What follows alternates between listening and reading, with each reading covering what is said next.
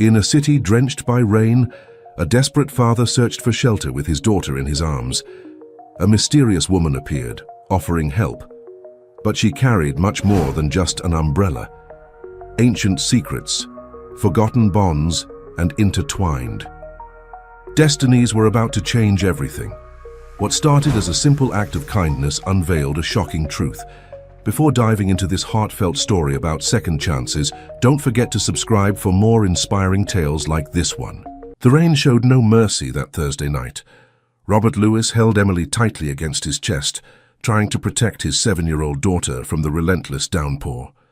The cardboard they were using as a makeshift shelter was beginning to collapse under the weight of the water, while the few bags they carried were already soaked. "Everything will be okay, Princess.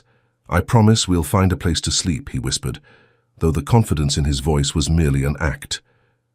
They had been evicted from the small room they rented in the outskirts of Chicago when the landlord decided to increase the rent by 70%, making it impossible for Robert to keep a roof over their heads. The construction company where he worked had gone bankrupt 3 months earlier, leaving him with only sporadic jobs that barely covered food for both of them.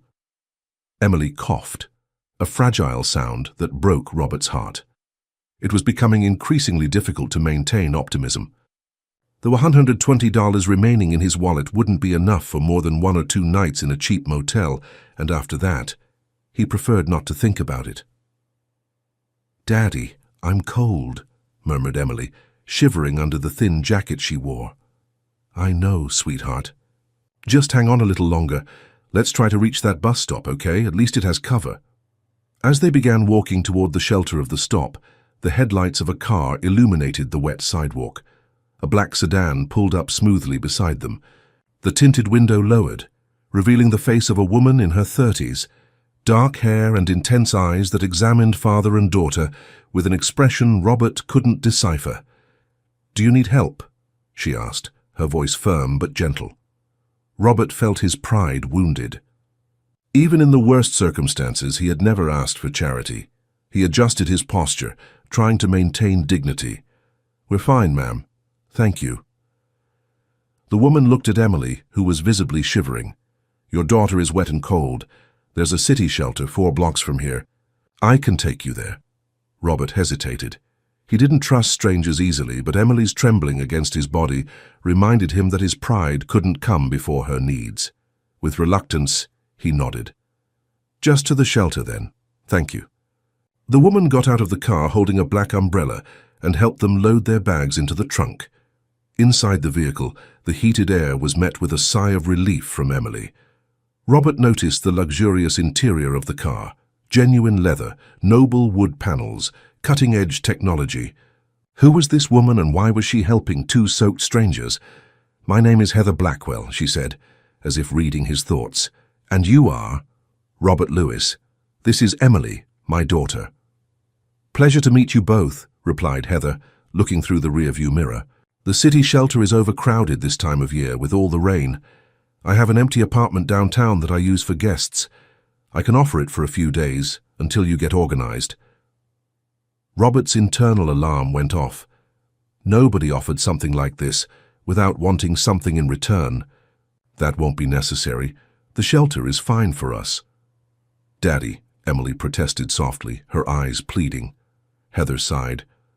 "I understand your suspicion, Mr. Lewis, but look out the window. This storm isn't going to pass anytime soon. I'm a businesswoman, and I have resources. Helping people is part of my values. I'm not asking for anything in return." Something in her tone sounded sincere, although Robert remained cautious. It was Emily's hopeful look that finally convinced him. "Just for tonight, then." Heather's apartment turned out to be a duplex penthouse in Lincoln Park, with panoramic views of the city. Robert immediately felt out of place among the designer furniture and artwork that probably cost more than everything he had ever owned in his life. "The guest room is upstairs on the right," explained Heather, as a uniformed housekeeper appeared to greet them. "Carmen, please prepare a hot bath for the little one and see if we have dry clothes that might fit them."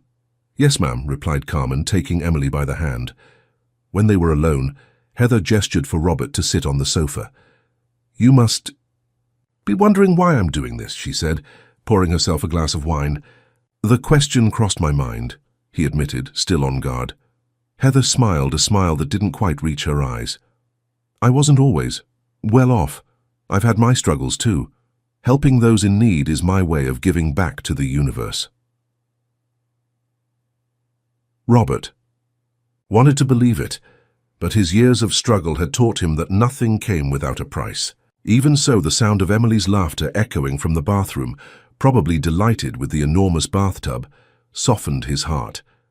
At least for one night, his daughter would be safe and warm. We don't intend to impose on your hospitality, he said. Tomorrow I'll find a place for us to stay. Heather studied him for a moment. What is your profession, Robert? I was a construction supervisor. The company where I worked went bankrupt a few months ago. Something flashed in her eyes. Interesting. My company is starting a real estate project in Wicker Park. We're looking for people with experience in project management. You have a construction company? Asked Robert, surprised. Among other ventures. The Blackwell Group operates in various sectors. Construction is just one of them. The name Blackwell triggered something in Robert's memory. It was one of the largest business groups in the country, with ventures ranging from shopping centers to the pharmaceutical industry. If Heather was part of that family, you're Heather Blackwell, the CEO of the group? Guilty, she answered with a restrained smile. Robert felt the ground disappear beneath him. He was talking to one of the richest and most powerful women in America. What would someone like her be doing, stopping in the rain to help a stranger? Why me? He asked, unable to contain his suspicion. Heather hesitated before answering. Not everything in life has a rational explanation, Robert. Sometimes they're just coincidences. But there was something in her gaze that said otherwise. Robert, however, had no time to question further as Emily came back skipping, wearing a new pajama that seemed too expensive. Daddy, the bathtub has bubbles that light up, and Carmen said I can sleep in a princess bed. His daughter's enthusiasm momentarily melted his concerns. Heather observed the interaction with an enigmatic expression that mixed tenderness and something that seemed almost like recognition. After a dinner that Emily described as the best of my whole life, Heather showed them to their room, spacious, with 2 beds, one large and one smaller, decorated with a canopy which enchanted the girl. Tomorrow, we can talk. About opportunities at the company if you're interested, commented Heather as she said goodnight. When the door closed, Robert sat on the bed, overwhelmed with emotions. The whole situation seemed too unreal. In a few hours, they had gone from complete desolation to a comfort he wouldn't have imagined even in his most optimistic dreams. I like her, Daddy, murmured Emily, already almost asleep in the princess bed. She has sad eyes like yours. The sire. Observation caught him by surprise. Children had that ability to see beyond appearances, he thought. He lay down, hoping sleep would come, but his mind was buzzing with questions. Why would a billionaire stop in the rain to help an unemployed man and his daughter? Why the sudden job offer? And what was that strange expression when she looked at Emily? The next morning, Robert woke to the sound of laughter coming from the kitchen. He found Emily sitting at the counter, helping Carmen make pancakes, while Heather, already impeccably dressed in a navy blue suit, worked on a laptop. Good morning, he said, feeling out of place in his simple clothes, though clean and dry. Daddy, Heather has a giant company, and she said I can visit her office that has a view of the whole city. Heather closed her laptop with a smile. I hope you don't. Mind Emily woke up early and we were chatting. She asked me about Mommy, added Emily. Robert felt a tightness in his chest. Claire had passed away during the complicated birth of Emily, leaving him alone to raise their daughter. It had been difficult years, especially at the beginning. Emily told me about her mother's talent for painting, continued Heather, serving him coffee. I was impressed when she mentioned she inherited that interest. Mommy painted beautiful pictures, confirmed Emily with pride. Daddy kept some, but we had to sell others. Out of necessity, justified Robert, feeling the weight of shame. Heather made a gesture as if to say he didn't need to explain. Art is a particular interest of mine. I have a gallery on the second floor of this penthouse. Perhaps Emily would like to see it later." The girl's eyes lit up. "Actually," interrupted Robert, "we need to go. We've imposed on your hospitality. Too much already." Emily's expression instantly wilted.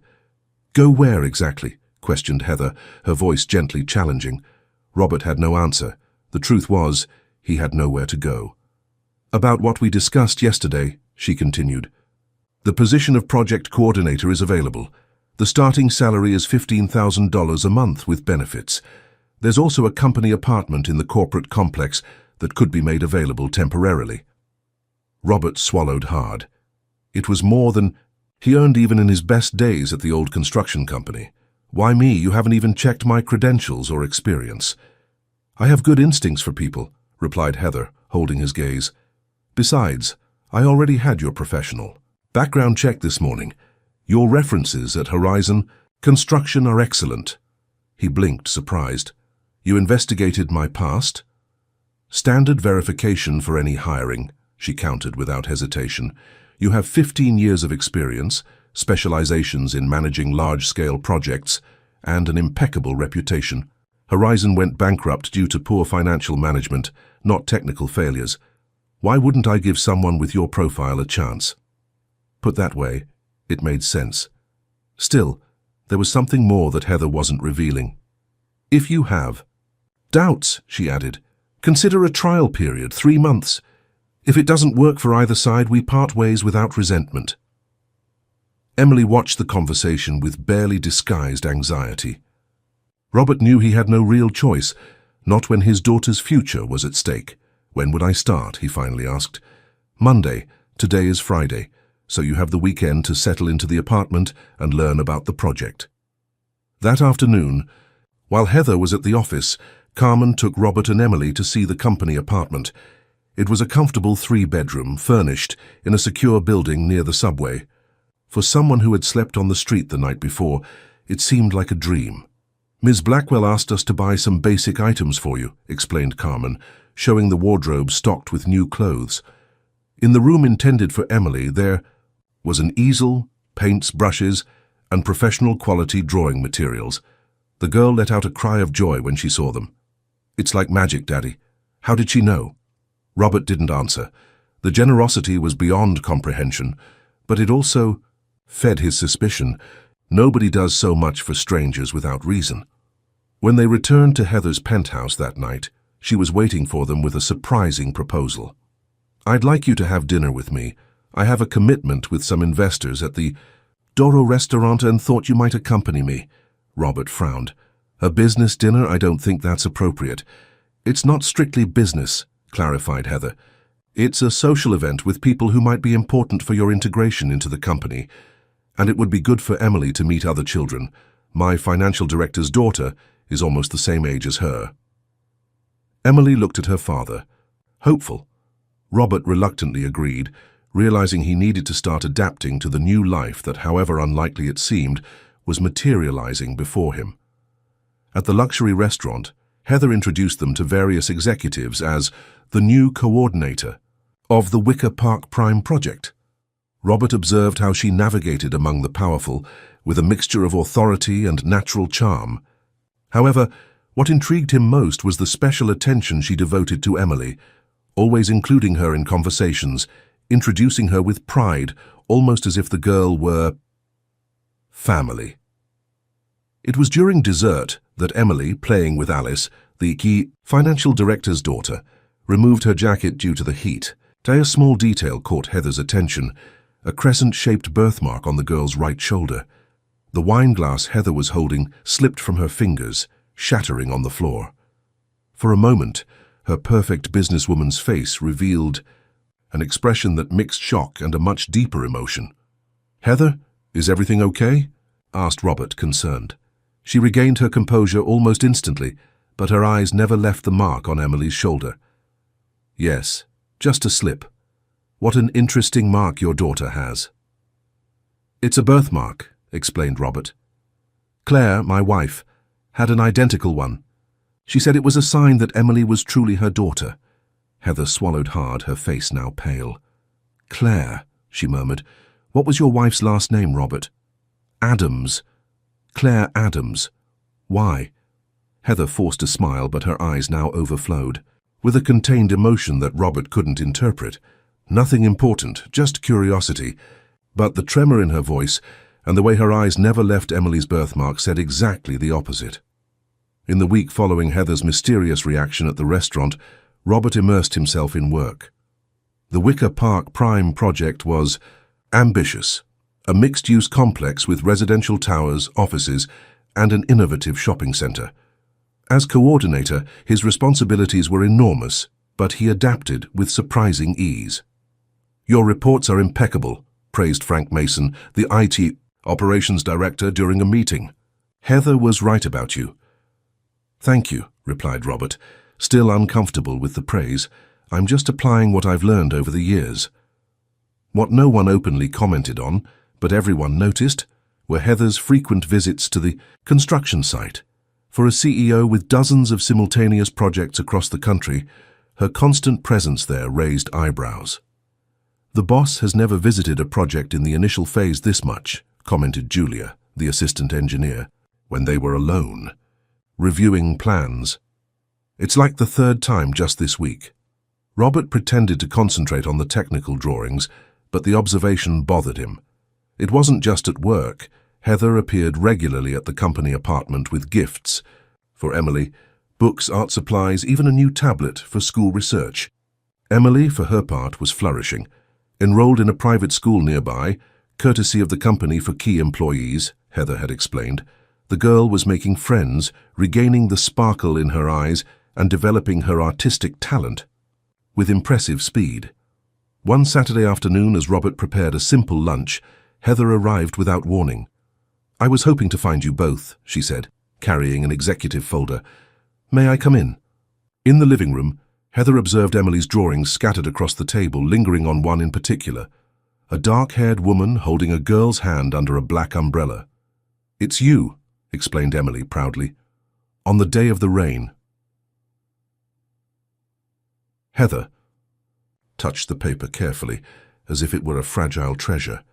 "It's beautiful, Emily. You have a lot of talent." Looking at Robert, she added, "Identical to Claire's style." The comment sent a chill through Robert. "How could you know? You've never seen her paintings." Heather hesitated. "I suppose from what Emily described." Before Robert could question further, she opened the folder she had brought. "Actually, I came for a specific matter. I'd like to talk about Emily." "What about her?" "I want to propose something that might initially sound strange. The Blackwell Group has a foundation that supports young talents. I'd like to include Emily in the program. This would mean private art classes with renowned teachers, access to materials, exhibitions." Robert crossed his arms. "Why would you do this for a child you barely know?" Heather's gaze faltered. "Her talent is exceptional." "There are thousands.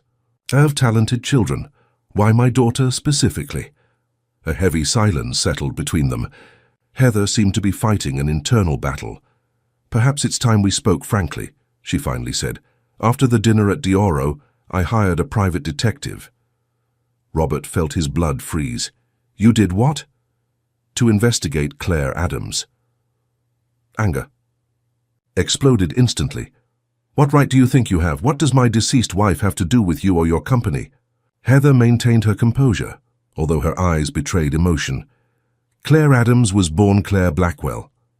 The world seemed to stop for a moment. Robert tried to process what he had just heard. "That's impossible.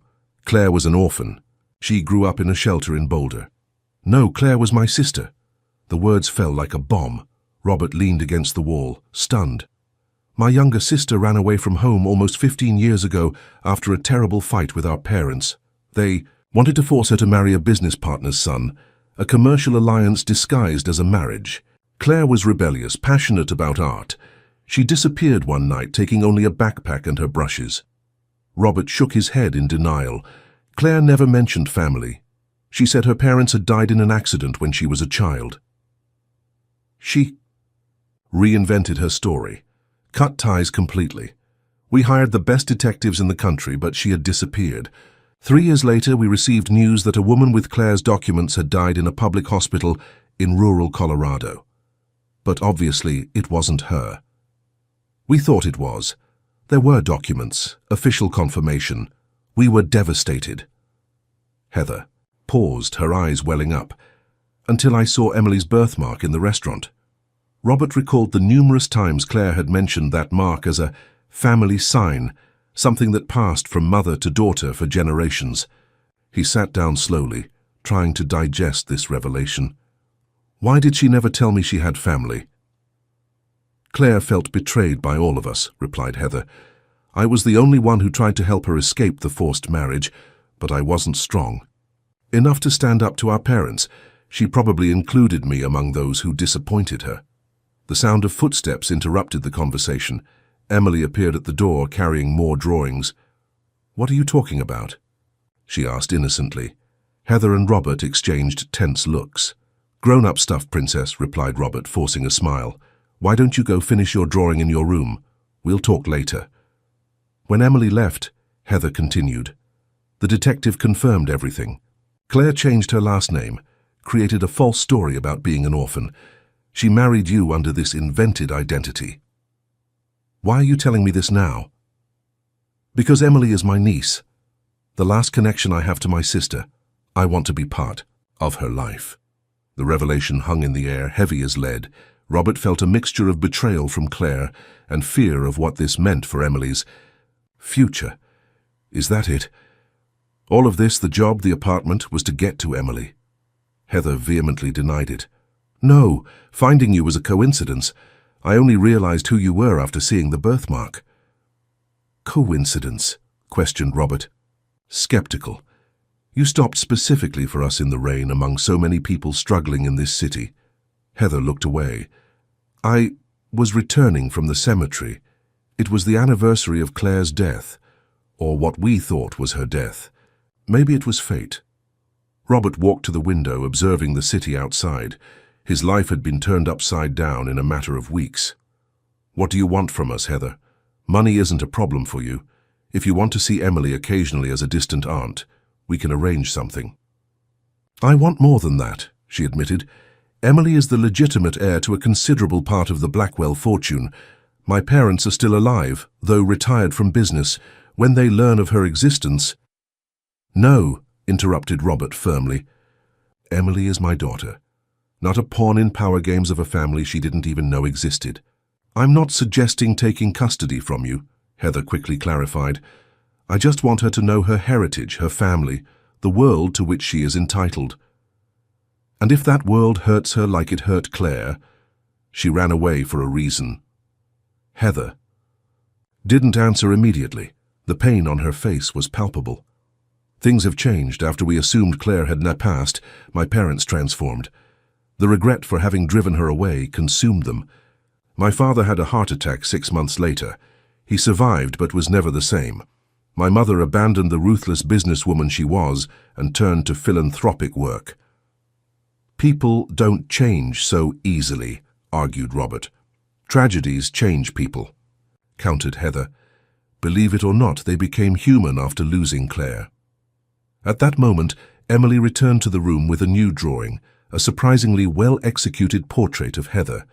I finished. Do you like it? Heather took the drawing. With trembling hands, the resemblance was incredible for a child that age. Even more impressive was how the style resembled Claire's. The same brushstrokes, the same eye for detail. It's perfect, Emily, replied Heather, her voice breaking. Looking at Robert, she continued. I don't intend to make hasty decisions. I just ask that you allow me to be part of her life as her aunt. The rest we'll decide with time. Robert felt the weight of the decision on his shoulders.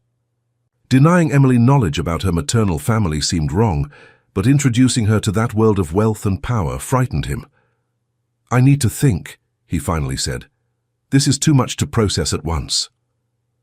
Heather nodded, understanding. Before leaving, she handed Robert an envelope. These are photos of Claire with us. I thought Emily might like to see what her mother was like in her youth. That night, after Emily fell asleep, Robert opened the envelope with hesitant hands. The photographs showed a teenage Claire, smiling, with the same reddish-brown hair that Robert had loved so much, the same smile that Emily had inherited. In many photos, Heather appeared beside her sister, arms linked, confidants, accomplices. One photo in particular caught his attention. Claire at 16 in front of an easel, painting, the birthmark visible on her shoulder, identical to Emily's. On the back of the photo, a handwritten message, Heather and Claire, summer 2006, last photo together before the storm. Robert felt tears in his eyes. Claire had hidden so much from him, an entire life, a family, a heritage. Why? What had frightened her so much that she cut all ties and built a completely new identity? Meanwhile, in Heather's luxurious apartment, she stared at the phone, gathering courage to make a call she had been postponing for weeks. "Hello, Mum. I need to tell you something important. About Claire." On the other end of the line, the silence was followed by a halting sigh. "What happened to your sister?" "She didn't die in that accident, Mom, and she has a daughter. Your granddaughter is alive." The sound of muffled crying was the only response. Heather's phone call to her mother triggered a veritable storm in the Blackwell family. Victoria. Blackwell, matriarch who for years had immersed herself in philanthropic activities as a way to atone for the guilt over the loss of her younger daughter, demanded to meet her granddaughter immediately. Anthony Blackwell, once a ruthless magnate, and now a man aged by guilt, initially resisted.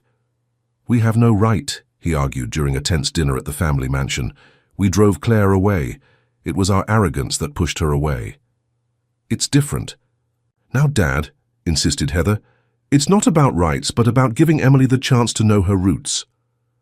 Victoria, who had barely touched her food, intervened with a firm voice. "I want to meet her, Anthony. I won't make the same mistake twice." Meanwhile, at the company apartment, Robert faced his own dilemma. After a week reflecting on Heather's revelations, he finally decided to talk with Emily. "Remember when we talked about Mommy and how she didn't have a family?" he began, sitting beside his daughter, who was drawing at the living room table.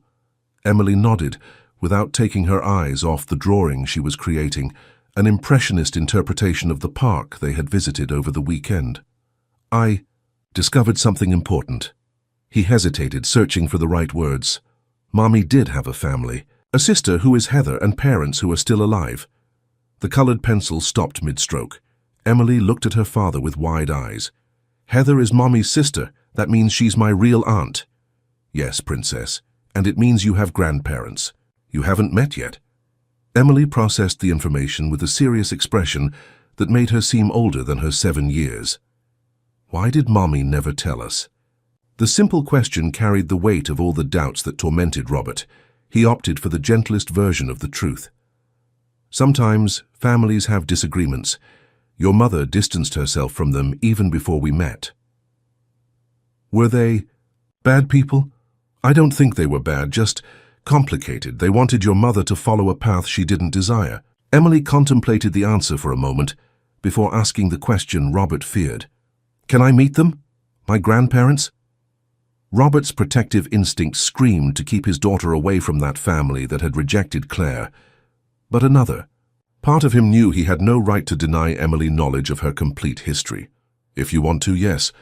Heather asked if we can have dinner with them next weekend." Emily's face lit up. "I'll draw something special for them." 3 days later, the official car of the Blackwell Group parked in front of their building. Heather came personally to pick them up, visibly nervous, a rarity for the always composed CEO. "My parents are anxious," she commented during the journey to the North Shore neighborhood, where the family mansion was located. "Especially my mother. I haven't seen her this excited in years." Robert adjusted his tie, uncomfortable with the whole situation. "I hope they're not creating too many expectations. Emily is just a normal child." Heather smiled at her niece, who was observing the city through the car window. "Normal isn't quite the word I would use. She's extraordinary like Claire was." The Blackwell mansion was imposing without being ostentatious, an elegant construction in modern colonial style, surrounded by meticulously planned gardens. When they entered the main hall, Emily held her father's hand more tightly, intimidated by the grandeur of the place. In the living room, a couple waited. Anthony Blackwell, at 68, maintained the upright posture of a man accustomed to command, although his face showed signs of someone who no longer had the same energy as before. Beside him, Victoria, an elegant woman with perfectly arranged grey hair, couldn't contain the tremor in her hands when she saw Emily. "My God," she whispered. "It's Claire all over again." The silence that followed was charged with emotion. Victoria took a step forward, hesitant. "Hello, Emily. I'm your grandmother." Emily, normally outgoing, partially hid behind her father. Robert placed his hand on her shoulder, encouraging her. "It's okay, Princess. You can say hello." "Hi," she replied timidly before adding, "I brought a present for you." Carefully, she removed from the small backpack she carried a framed drawing, a family portrait based on the photographs Heather had shown, but with an addition: Emily and Robert beside Claire, as if they were all together in a single image. Victoria received the gift with trembling hands, her eyes filled with tears as she observed each detail. "You have her gift," said Anthony, approaching to get a better look. His voice faltered slightly. Claire started drawing at 3. By 7, she was already making portraits almost as good as this one. The initial ice began to melt when Victoria invited Emily to see the family albums, while grandmother and granddaughter leafed through photographs at the center table. Heather led Robert and her father to the adjacent library. "Robert has the right to know everything," she said to her father. "About Claire, about what happened." Anthony poured himself a whiskey before beginning. "I was a different man 15 years ago, harder, more obsessed with legacies and business alliances." "You tried to force Claire to marry a partner's son," stated Robert, without disguising his hostility. Anthony didn't deny it. Richard Montgomery was heir to the second largest construction group in the country. The merger between our companies would create the largest conglomerate in Latin America. To me, it was logical to unite the families as well. "Claire was only 19, added Heather. "Richard was 37. Robert felt his stomach turn. "And you wonder why she ran away?" "We don't wonder," replied Anthony, looking out the window. "We know exactly why. I destroyed my own daughter, with my ambition." The weight of that admission hung in the air. "Claire was different from Heather," he continued. "Heather inherited my pragmatism, my vision for business. Claire was a dreamer, an artist. I tried to forcibly mold her for the corporate world. When I announced the engagement without even consulting her, she begged first. Then she shouted, cried, finally she disappeared. We searched for months," completed Heather. "Detectives, announcements, rewards. She had completely disappeared." 3 years later, Anthony resumed, his voice lower, "we received news of an accident in Colorado. A woman with documents in the name of Claire Blackwell had died in a hospital after a car accident. It was a fraud, obviously, but at that moment, we believed it," concluded Heather. "The person had been cremated at the request of a supposed husband we never found. We had only a death certificate and the certainty that we had lost Claire forever." Robert tried to fit that story with what he knew of his wife. "I met Claire in 2013 in Denver. She introduced herself as Claire Adams, orphan, graduated in visual arts. She never mentioned family or a past in Chicago." "When did you get married?" asked Anthony. 2014. Emily was born in 2017. Claire had complications during childbirth and... Robert couldn't finish the sentence. Silence took over the library. From the other room, they could hear Emily laughing at something Victoria was showing her. "She seems happy," commented Anthony, "despite everything." "She is," confirmed Robert. "I do my best to ensure that." Heather touched her father's arm. "We need to talk about the future, Dad." Anthony nodded. "Robert, we don't want to interfere with how you raise your daughter. But Emily is a Blackwell. Legally, she's entitled to a considerable part of the family's assets." "I'm not interested in your money," replied Robert dryly. "It's not just about money," intervened Heather. "It's about identity, cultural heritage, opportunities." "I'd like to establish a trust fund for Emily," explained Anthony, "for her education, artistic development, and future. No conditions or control over you." Before Robert could respond, They were interrupted by the sound of breaking glass, followed by a scream. They all ran to the living room, where they found Victoria kneeling on the floor surrounded by shards of a picture frame, holding Emily in her arms. "What happened?" asked Heather, alarmed. Emily was pale, breathing with difficulty. "My head. It hurt so much," she murmured before fainting in her grandmother's arms. The following hours were a frantic blur. The Blackwell's private medical team arrived in minutes. Emily was transferred to the best private hospital in the city, where complete examinations were performed urgently. In the antiseptic corridor of the pediatric wing, Robert paced back and forth, consumed by anxiety. Heather remained seated, apparently calm, but the tension in her face betrayed her emotional state. "She's never had episodes like this before," said Robert, for the third time. "Dr. Mendez is the best pediatric neurologist in the country," replied Heather automatically. "He'll find out what happened." Victoria and Anthony arrived shortly after, having followed in another car. Despite the situation, Robert couldn't help but notice how they seemed disoriented outside their controlled environment. Two powerful business people reduced to concerned grandparents in a hospital corridor. When the doctor finally appeared, his expression was serious, though not alarming. "Emily had a severe migraine attack," he explained. "The tests don't show anything structurally concerning, but we found some anomalies that need to be investigated." "What anomalies?" Robert questioned immediately. "Elevation of some blood markers associated with autoimmune conditions." "Nothing conclusive yet. We need to do more tests." "Autoimmune conditions?" repeated Heather. "Like lupus?" The doctor adjusted his glasses. "It's a possibility, among others. I want to do a complete medical history of the family. These conditions often have a genetic component." It was Victoria who spoke, her voice trembling. "Claire had lupus." Robert turned to her, shocked. "What? Claire never told me anything about that." "She was diagnosed at 16, explained Victoria. "It was a mild case, controlled with medication. She hated being treated differently because of it." "This changes everything," stated the doctor. "We need to redirect specific tests for this condition. If it's hereditary, identifying it early can make a big difference in treatment." When the doctor left, Robert sat heavily in the nearest chair. Another secret. How many more things had Claire hidden from him?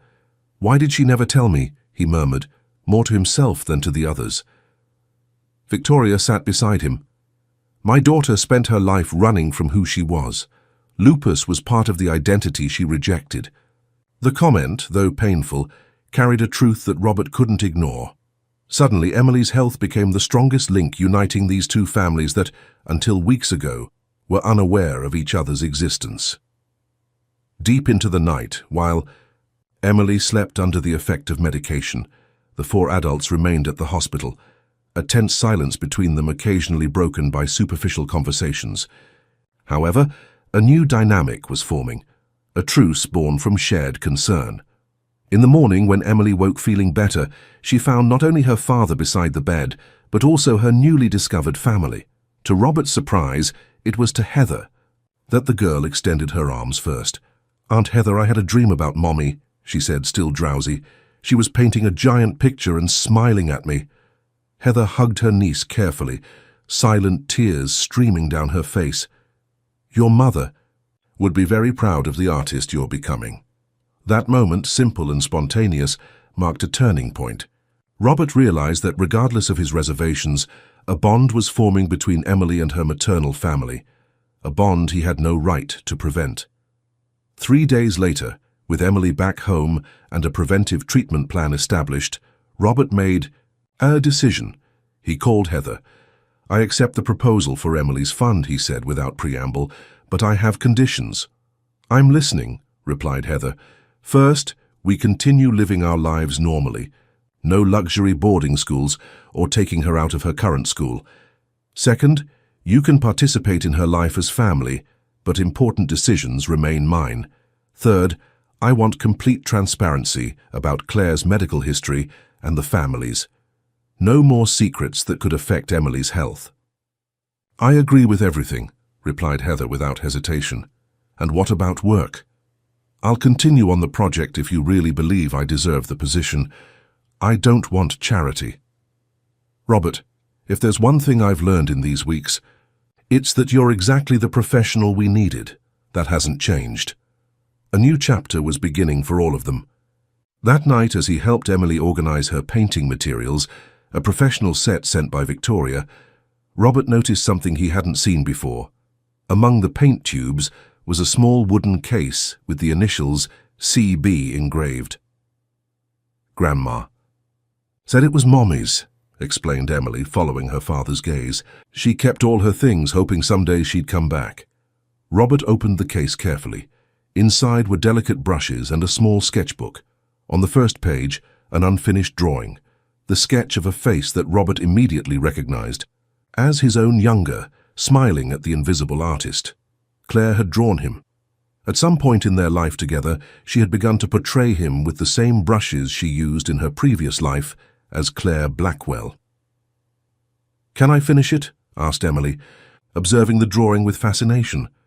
Robert hesitated for only a second before nodding. "Your mother would like that." As he watched his daughter continue her mother's unfinished work, Robert felt something change within him. Perhaps it was time to let the past be revealed rather than buried. Perhaps it was time to allow secrets to give way to new truths. In her office on the top floor of the Blackwell Group headquarters building, Heather looked at the illuminated city, an untouched glass of wine on the table. Her phone rang. "The test was positive," said the voice on the other end. 99.9% certainty. The girl is definitely Claire Blackwell's daughter. "Thank you, doctor," replied Heather, hanging up. Not that she needed this scientific confirmation. Her heart already knew. Emily was Claire's continuation in this world, a second chance for all of them. What Heather had not yet told anyone, not even her parents, was that Claire's will, found among her personal documents after the death, contained a letter addressed to her. A letter that only now made complete sense. "Dear Heather, if you're reading this, something has happened to me. There are secrets I've carried for too long. When you're ready to know the complete truth about my departure, look for the blue box in our childhood secret place. You were always my protector. Now I ask you to protect what is most precious in my life with eternal love, Claire." The childhood secret place. The treehouse at the back of the family's summer property in the Hamptons. Heather hadn't been there in years, but now she had an urgent reason to revisit the past. What other secrets had Claire taken with her? And how would these secrets affect the fragile balance they were beginning to build? The Blackwell family property in the Hamptons remained virtually unchanged for more than a decade. Heather drove her own car down the winding road leading to the summer house, preferring solitude on this private journey. The seaside mansion, with its Mediterranean architecture and lush gardens, held both happy and painful moments of her childhood. The caretaker, Mr. Jenkins, approached as she parked. At 70, he still maintained the same respectful demeanor and the same warm smile as always. "Miss Heather, what a nice surprise. We didn't receive any notice of your arrival." "It was a last-minute decision, Jenkins." She smiled, noticing how the man had aged. "Is the house in usable condition?" "Always, miss. Your mother insists we keep everything ready, even though no one has come for years." Heather walked through the side garden, her memories returning with each step. There was the swing where Claire would rock for hours while reading. Further on, the water fountain where they both tossed coins, making impossible wishes. "Does the treehouse still exist?" she asked, trying to sound casual. "Oh, yes. We renovated the structure a few years ago by your father's orders, but kept everything as it was. The girls spent so many hours there that Mr. Anthony said it was a family heritage." Heather smiled at that. Her father, always so pragmatic, occasionally surprised with sentimental gestures that contradicted his reputation. "I'll go take a look if you don't mind." "Feel free, miss. Shall I prepare something for dinner?" "That won't be necessary.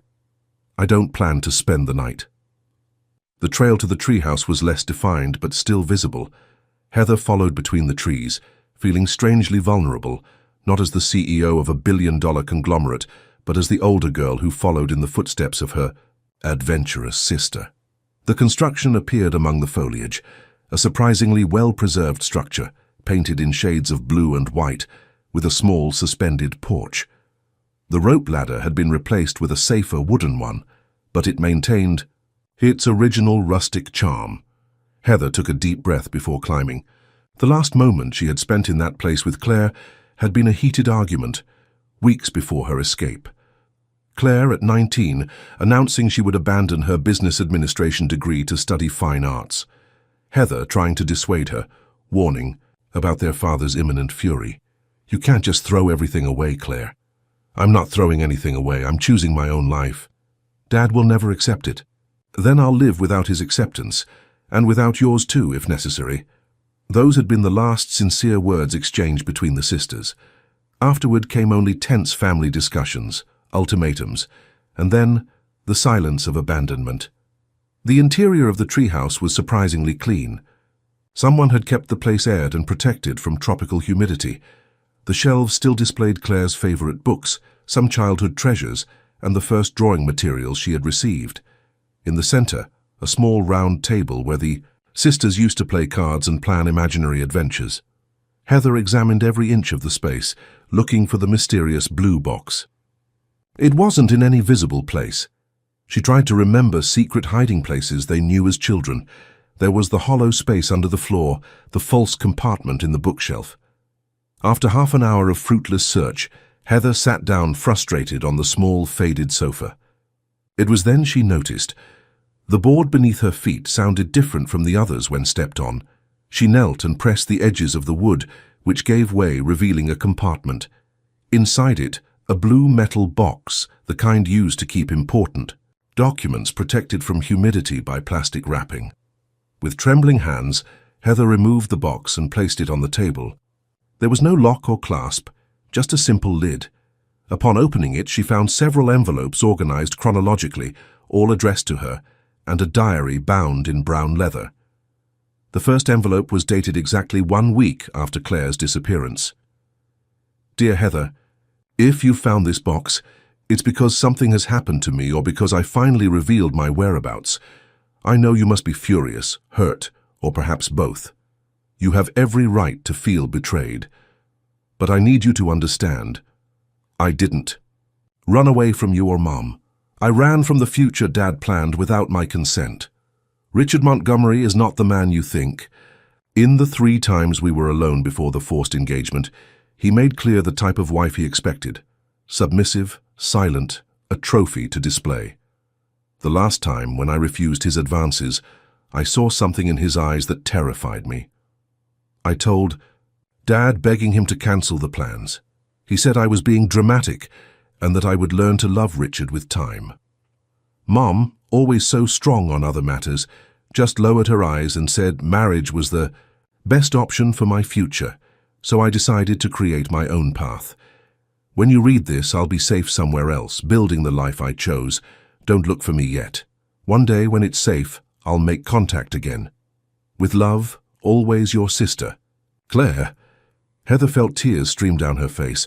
All those accusations against Richard, all of Claire's pleas. The family had completely ignored them, prioritizing business alliances above the happiness and safety of their younger daughter. The second envelope was dated 6 months later. Heather, the days have become lighter.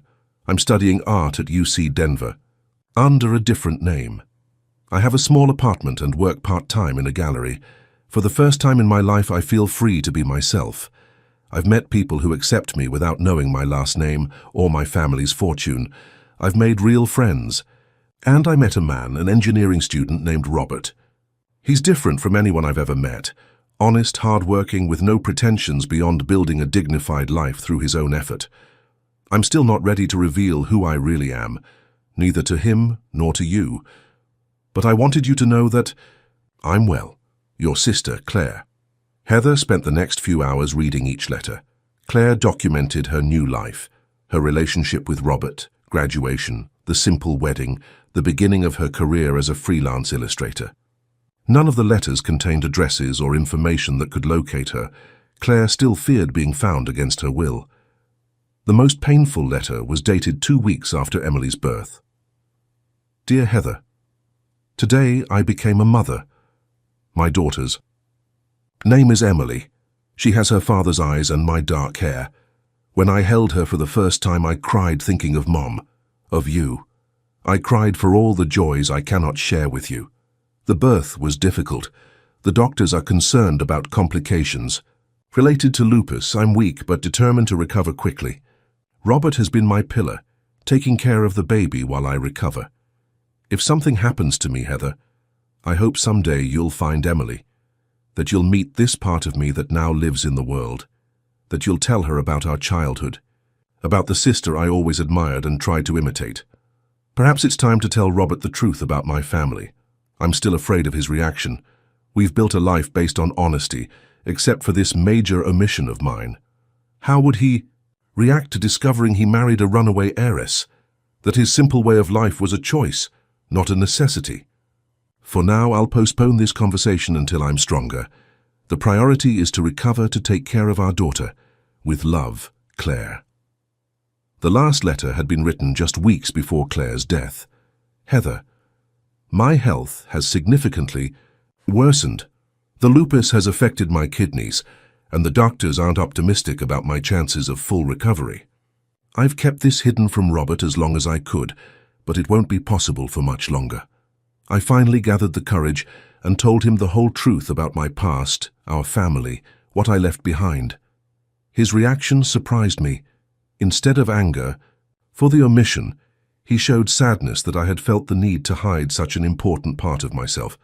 He offered to contact you all, to reconcile before it's too late. I refused. Pride is a difficult vice to abandon, even at the edge of the abyss. Perhaps it's the only trait I truly inherited from Dad. If the worst happens, there's something I need you to know. Richard Montgomery didn't easily give up when I ran away. For months, he hired private investigators to find me. When he finally succeeded, years later, he came personally to Denver. He threatened to expose my charade to Robert, destroy my marriage, unless I agreed to his degrading conditions. The confrontation was terrible. I said things to him that I never thought I was capable of saying to anyone. In the end, I threatened to expose his shady dealings, things I discovered during Dad's attempts to convince me of his solid character. He backed off, but his last words were, "This doesn't end here, Claire." I never contacted him again, but sometimes I feel I'm being watched. If something happens to me beyond the disease, investigate Richard. He was never the man of integrity Dad believed him to be. In the diary I leave with these letters, there are details about suspicious transactions I discovered during the period when Dad forced me to participate in company meetings. Information that might be useful if he tries to approach my family in the future. Regardless of what happens, know that I never stopped loving you all. You, Mom, even Dad, despite everything. I chose my path and don't regret it, but I miss the bonds we lost. Take care of Emily and Robert if one day your paths cross. Forever your sister, Claire. Heather closed the last envelope, feeling physically and emotionally exhausted. The sun was beginning to set, casting a golden light on the treehouse. She picked up the diary, quickly leafing through pages filled with Claire's delicate handwriting. Details about dubious financial transactions, shell companies, bribes in bids, all linking Richard Montgomery to an underworld of business that the Blackwell family would never approve. As she descended the treehouse ladder, with the blue box firmly held against her chest, Heather made a decision. First, she would investigate every word Claire had written about Richard. Then she would share the letters with her parents and with Robert. They deserved to know the complete truth about Claire, her choices, and her fears. However, before that, there was a person who needed to be confronted. Richard Montgomery continued to be an occasional business partner of the Blackwell Group, though more distant since Claire's disappearance. Now at 52, he was one of the most powerful businessmen in the sector, known for his strategic philanthropy and recent foray into politics. As she drove back to Chicago, Heather made a call through the car system. "I need you to investigate everything about Richard Montgomery in the last 15 years. She instructed her private head of security. "Financial movements, travels, especially any connection to Denver. Maximum priority, total discretion."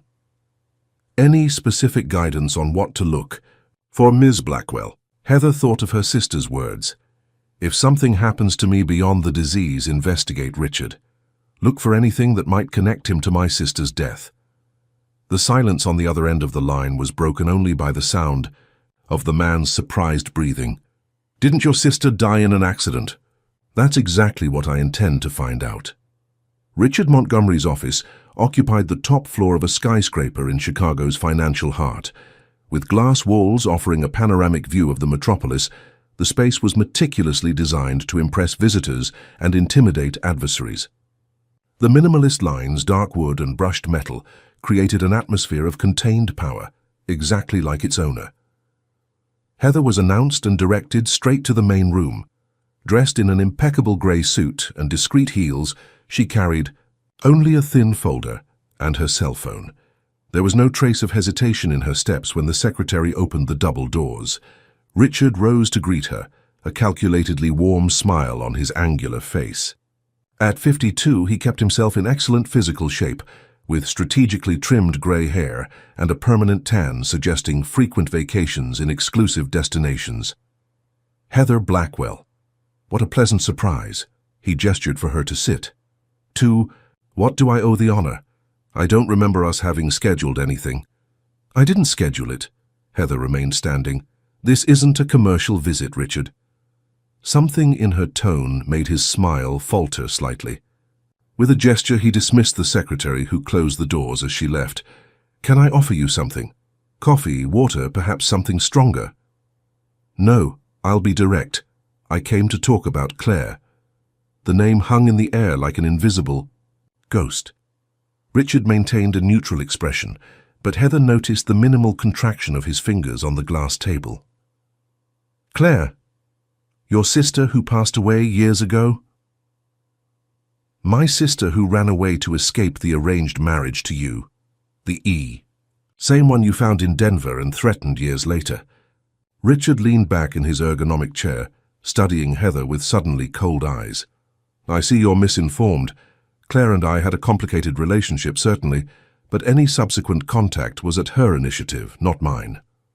Heather placed Claire's last letter on the table, open to the relevant page. This is her version of events. I found it yesterday, along with other letters and a quite detailed diary. Richard didn't even look at the document. A sick woman, confused, possibly delirious from medications.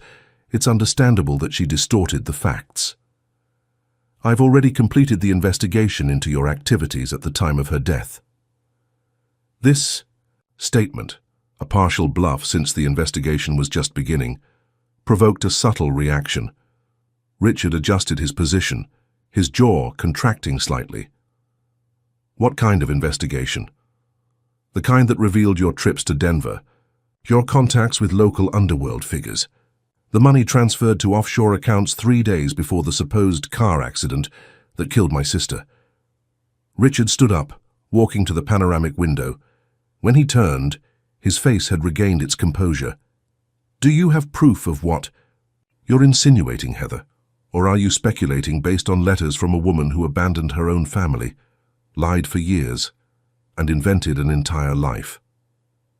Heather kept her gaze fixed on him. I have enough to open a formal investigation. Enough to scratch your carefully constructed image, especially now when you're planning to run for the Senate. It was as if a mask had fallen. Richard's studied charm gave way to something harder, more authentic, and more dangerous. What exactly do you want, Heather? Money? An apology for a crime I didn't commit? Or maybe it's just guilt, the guilt for not having protected your little sister when she needed it most. The verbal blow hit Heather with precision, but she showed no reaction. Instead, she approached the table, leaning slightly. I want the truth. I want to know if you had anything to do with her death. Richard let out a brief laugh, devoid of humor. The truth? Oh, your sister ran away because she couldn't handle responsibilities. The marriage proposal was beneficial for both families. Claire had everything. Beauty, intelligence, a fortune awaiting her. But she threw it all away for an artistic whim and an engineer without ambition. She ran because you terrorized her. I challenged her. There's a difference. Claire needed to grow up, assume her role. Instead, she chose a mediocre life that culminated in an early death, a tragedy certainly, but caused by her own choices. Heather observed every micro-expression on the man's face, looking for signs of guilt or lies. "You were in Denver shortly before the accident." "I went to Denver regularly for business, I never hid that. And coincidentally, my sister dies after her last meeting with you." Richard tilted his head, studying Heather with renewed interest. "You really believe I killed her, don't you? That I would have something to gain from the death of an ex-fiancé who had already become irrelevant years ago?" Claire knew things. About you. Things she noted in her diary about your illegal transactions, your shell companies, your deals with corrupt politicians. The silence that followed was revealing. Richard walked slowly to his private bar, pouring himself a whiskey.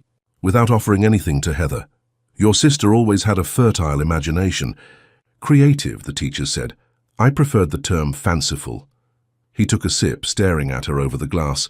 "If she really had any concrete evidence against me, why didn't she use it? Why wait years and then conveniently die in an accident?" The tea. Logic was disturbing, but Heather didn't back down. Maybe she tried, maybe that precipitated her death.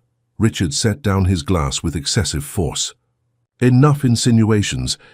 If you have something concrete, use it. Otherwise, this conversation is over. I have a company to run and a campaign to plan."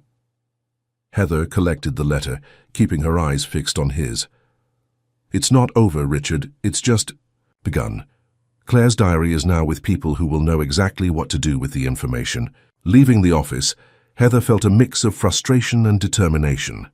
She hadn't gotten a confession, not even a significant slip, but his reaction when she mentioned the diary had been revealing, momentary panic disguised as disdain. In the parking lot, her phone vibrated. It was a message from her private investigator. Important discovery. Doctor who signed Claire's death certificate received a $200,000 deposit 2 days after accident. Paying source, subsidiary company of Montgomery Holdings. Continuing investigation. Meanwhile, at Robert's house, another revelation was unfolding. Heather's parents and Claire's were visiting for the first time since they learned about Emily. Anthony Blackwell, despite being 72 and having had a previous heart attack, maintained an imposing presence, now softened by genuine emotion in his eyes as he watched his granddaughter draw. Beatrice, his wife, couldn't contain her tears as she noticed each mannerism, each expression of the girl that reminded her of Claire. "She has her mother's talent," commented Beatrice, observing the drawing Emily was making. The same precise stroke, the same attention to details. Robert observed the scene with conflicting feelings. On one hand, seeing Emily surrounded by family, her maternal family, warmed his heart. On the other, he feared this new world might transform her, distance her from the simplicity and honesty he had always valued. "Claire never talked about you," he finally said, when Emily left to show something to Jenkins, who had come as a driver. Why was she so afraid to make contact? Anthony, usually eloquent, seemed to struggle with words. "I was a terrible father, controlling. I saw my daughters as extensions of the empire I built, not as people with their own desires." Beatrice took her husband's hand, a surprisingly tender gesture. "We all made unforgivable mistakes with Claire. I should have defended her, but I was a coward. When we realized what we had done, it was already too late. And now, what do you expect from Emily?" Anthony looked directly at Robert. "We expect the chance to do better this time, to know her, love her unconditionally, support her in whatever path she chooses. Not as an heiress, but as our granddaughter." Robert's phone interrupted the conversation. It was Heather. "I need you to come to the office now. I discovered something about Claire's death, something that changes everything." Heather's private office in the Blackwell. Group building was unrecognizable. The normally immaculate walls were covered with photos, diagrams, documents interconnected by colored lines. In the center, a team of 3 private investigators and a former detective worked on computers, cross-referencing information. Robert entered, accompanied by Heather's parents, all stunned by the transformation of the space. "What is all this?" asked Beatrice, looking horrified at the photos of the accident that had killed her younger daughter. Heather briefly hugged her parents before guiding them to a central table. Claire didn't die in an ordinary accident. The car was tampered with. The brakes were professionally cut in a way that would look like failure due to natural wear. Robert felt his blood freeze in his veins. How do you know this? The expert who examined the vehicle received a substantial payment to classify it as an accident. The doctor who signed the death certificate did too. Heather pointed to enlarged bank documents. Both payments were traced to companies linked to Richard Montgomery. Anthony Blackwell staggered, leaning heavily on the table. His face went from shock to fury in seconds. Richard, the son of my friend Charles, the man I almost made my son-in-law? The same one Claire described as dangerous, controlling, and vindictive. The man she ran from and who years later found her and threatened her. Heather handed her father copies of Claire's letters. She left this for me. She knew she was in danger, but I didn't imagine it would be something so serious. Beatrice leafed through the letters with trembling hands. Why didn't we come looking for her? Why did we accept her death without questioning? We should have realized. Richard will pay for this, declared Anthony, his voice trembling with anger. I'll use every penny I have, every contact, every resource to see him in prison. Heather exchanged glances with the former detective, who nodded gravely. We've already presented the evidence to the district attorney. A preventive arrest warrant is being requested as we speak. Robert remained silent, absorbing the impact of that revelation. All those years believing that Claire's death had been a tragedy of fate, when in fact, he will pay for what he did to our daughter, affirmed Beatrice, a fierce determination replacing the tears, and we'll take care of Emily as Claire would want. Heather's phone rang. She answered, listening, briefly before hanging up. Richard Montgomery has just been detained while trying to board his private jet. Apparently he was leaving the country with an undeclared destination. A heavy silence took over the room. No satisfaction, just the weight of delayed justice and the awareness that nothing would bring Claire back. What will we tell Emily? Robert finally asked. Heather put her hand on his shoulder. The truth, to the extent she can understand it, that her mother was extraordinarily brave. That she lived according to her own choices, even when it meant abandoning privileges, and that now her family is complete again, honoring her legacy. Through the window, the sun was beginning to set over Chicago, casting a golden light on the skyscrapers. Somewhere in the city, a 7-year-old girl with a crescent-shaped birthmark was drawing in her room, unaware of how her life had been irrevocably transformed in the last few weeks. The legacy of Claire Blackwell Adams would finally find justice, and her daughter, now protected by two families united by their love for her, would have the freedom that Claire had fought so hard to achieve. A year had passed since the revelations about Claire's death. The lives of everyone involved had transformed, in ways none of them could have predicted. Richard Montgomery's trial became one of the most notorious criminal cases of the year. Despite his renowned lawyers and legal maneuvers, the accumulated evidence was irrefutable. He was sentenced to 22 years in prison for qualified homicide and various financial crimes discovered during the investigation. The Montgomery empire crumbled under the weight of scandals, revealing a web of corruption that still shook the market. On a Sunday morning, Emily ran through the spacious garden of the new house where she lived with her father. It wasn't the Blackwell mansion, nor the former company apartment. It was a spacious house in a quiet neighborhood, with a studio specially built for her to develop her artistic talent. Robert watched his daughter from the porch, a cup of coffee in his hands. At 40, he had found a balance that seemed impossible a short time ago. He remained with the Blackwell Group, now as director of special projects, but with enough autonomy to keep his principles intact. She seemed so happy, commented Heather, joining him on the porch. On Sundays, it was tradition for the family to gather for an extended lunch. She's lighter since everything was resolved, replied Robert. The sessions with the psychologist have helped a lot. Heather nodded, observing her niece. The relationship between them had evolved into something unexpectedly comfortable. Neither romance nor mere friendship, but a partnership based on their shared love for Emily and the mutual respect they had developed. How was the last medical appointment? Positive. The rheumatologist says that with preventive treatment, she will probably never develop the severe symptoms that Claire had. Medicine has advanced a lot in this area. The early diagnosis of lupus in Emily had been one of the positive aspects of all that turbulence.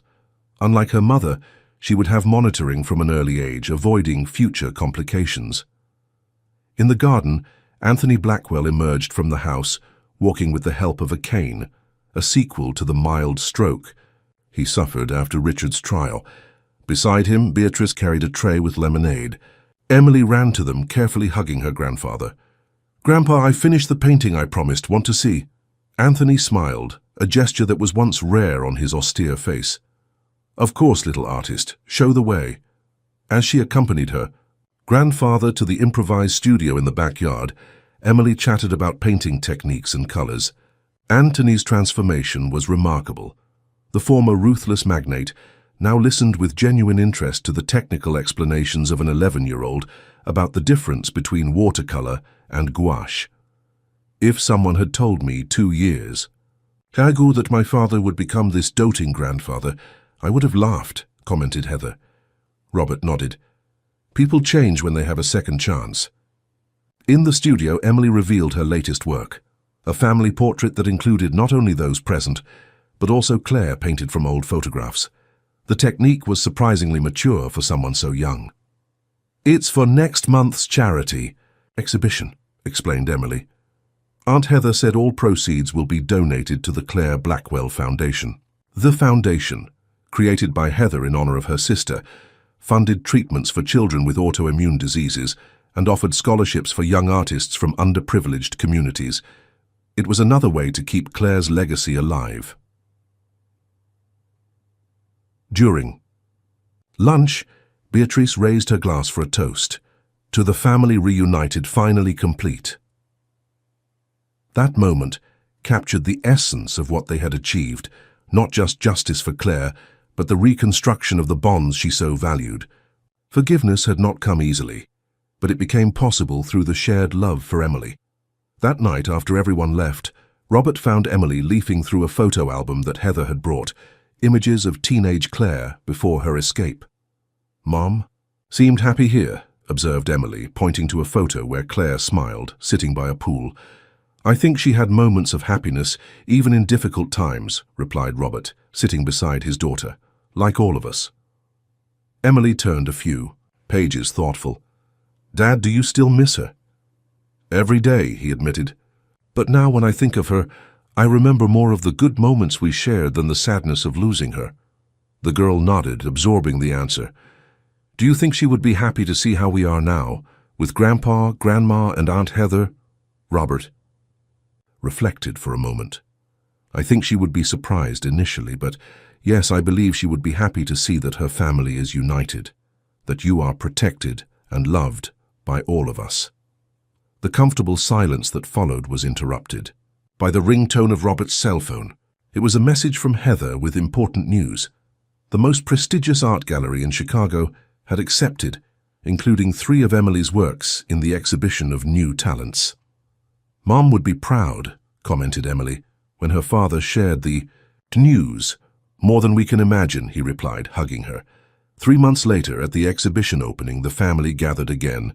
Emily's main work, strategically positioned in the center of the gallery, attracted all eyes. Titled Legacy, it showed hands of different ages intertwined, Claire's hands, reproduced from photographs, in the center, connecting all the others. Heather approached Robert, who was observing visitors reacting emotionally to his daughter's work. "Claire would be beside herself with pride," she commented. "Not just for the talent, but for seeing how we all evolved," replied Robert. "How we transformed tragedy into something meaningful."